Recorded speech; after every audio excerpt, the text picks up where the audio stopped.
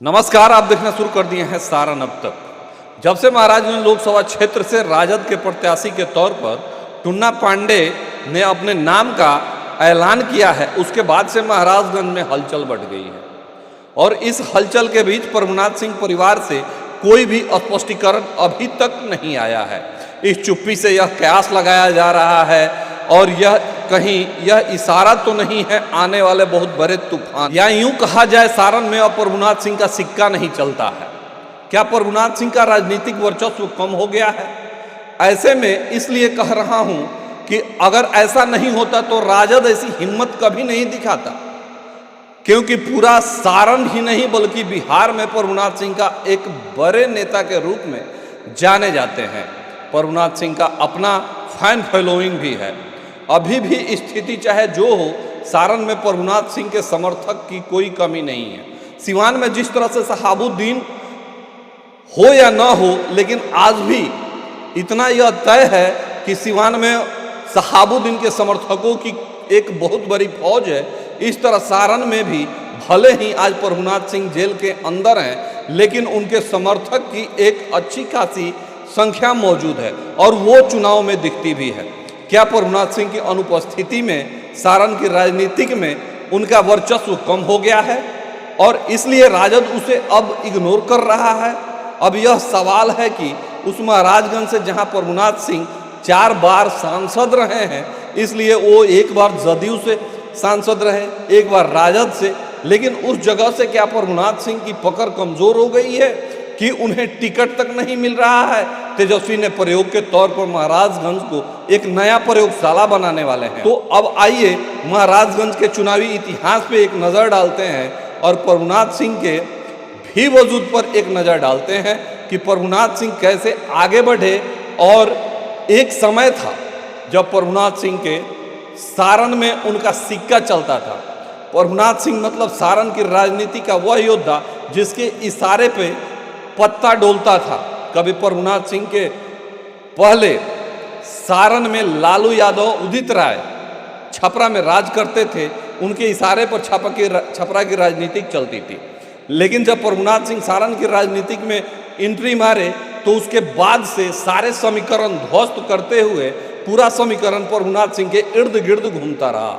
महाराजगंज का 4 विधानसभा क्षेत्र इस जिले का हिस्सा है और 2 जिला सिवान और छपरा मिलाकर के महाराजगंज लोकसभा बनता है और उसी महाराजगंज लोकसभा क्षेत्र से मशरक के प्रभुनाथ सिंह का निवास है। और प्रभुनाथ सिंह की राजनीतिक इकबाल इतना था कि प्रभुनाथ सिंह जिसे चाहते थे उसे विधायक बनाते थे, जिन्हें चाहते थे उसे टिकट मिलता था, जिसे चाहते थे उसका टिकट कट जाता था। इतना ही नहीं, पार्टी से टिकट उठाकर ले जा करके अपने कैंडिडेट तक को भी दे देते थे।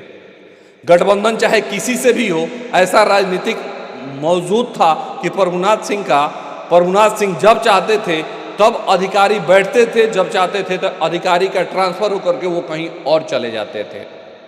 तो क्या उस प्रभुनाथ सिंह के परिवार का अब टिकट के लिए तरसना पड़ रहा है?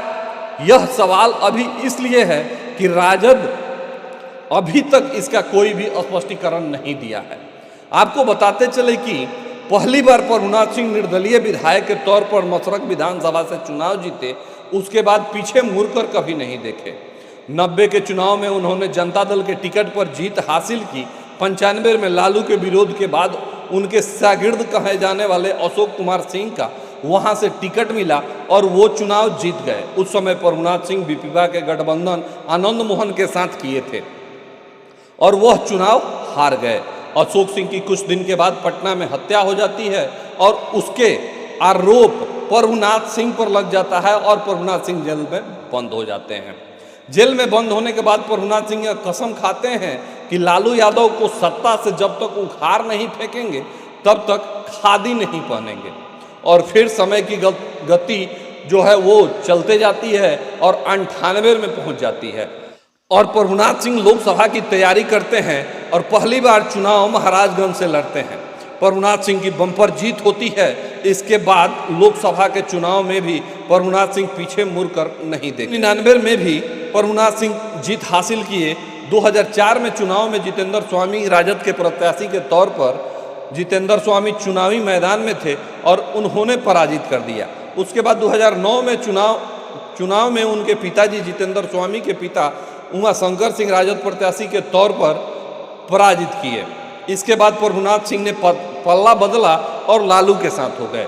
नीतीश कुमार के मतभेद के चलते प्रभुनाथ सिंह ने यह पल्ला बदला था और 13 के उपचुनाव हुआ जब उमाशंकर सिंह की मृत्यु हो गई थी और इसी बीच में महाराजगंज से उपचुनाव में प्रभुनाथ सिंह एक बार फिर जीत हासिल कर ली है।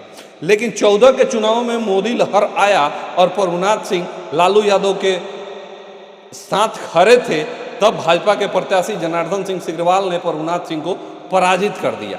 उसके बाद 19 के चुनाव में उनके पुत्र रणधीर कुमार सिंह राजद के टिकट पर चुनावी मैदान में थे, लेकिन फिर भाजपा प्रत्याशी जनार्दन सिंह सिग्रीवाल ने उन्हें भी पराजित कर दिया। और आपको बताते चले कि इसी बीच प्रभुनाथ सिंह हत्या के आरोप में सजा हो गई और वो जेल में बंद हो गए। स्थिति यह है अभी कि प्रभुनाथ सिंह का भाई केदारनाथ सिंह राजद से बनियापुर के विधायक हैं। ऐसा माना जाता है कि प्रभुनाथ सिंह के वजह से ही उनको टिकट मिला था और वो वहाँ से चुनाव भी जीत गए थे।